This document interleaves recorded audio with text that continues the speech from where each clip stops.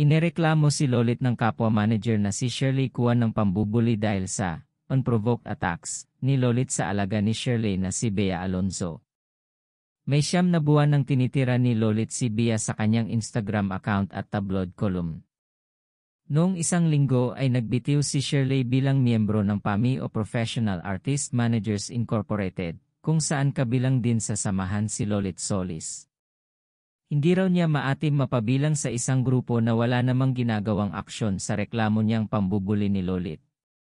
Agad naman pinost ni Lolit Solis sa kanyang Instagram account ang actual message ni Shirley Cuan sa kanilang Viber chat group na siya ay magbibitiw na.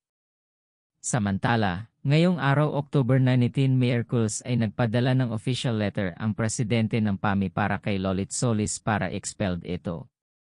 Narito ang official statement ng PAMI na laman ng sulat. Dear Lolit, I write on behalf of our group, PAMI, the Professional Artist Managers Incorporation, to inform you that you have violated one of our rules, that everything we discuss during meetings and those posted in our Viber chat group should be treated with confidentiality.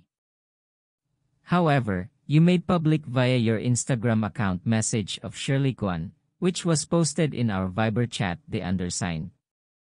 This is clear breach of the confidentiality agreement of our group. In lieu of this, I regret to inform you that we have decided to expel you from the group effective today, October 18, 2022.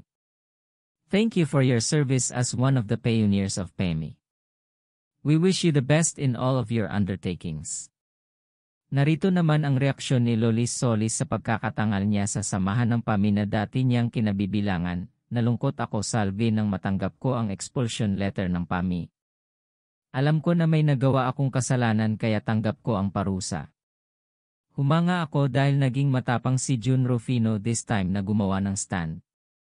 Maganda example na ipakita nila sa lahat na binibigyan nila ng parusa ang mga hindi sumunod sa rules ng PAMI. I am sorry for messing up, at mabuti nga ginawa nila ito at baka dumami pa ang mag-resign tulad ni Shirley Cuan. Ngayon hindi na magre-resign ang mga ayaw sa akin dahil expelled na ako. At least na-expel ako dahil sa ibang rason at hindi dahil sa bully ako.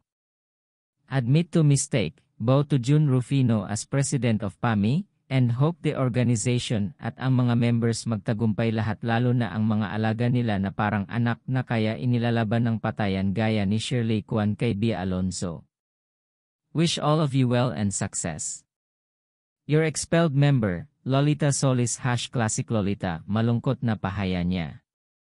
Para laging updated sa latest news, don't forget to subscribe and share videos.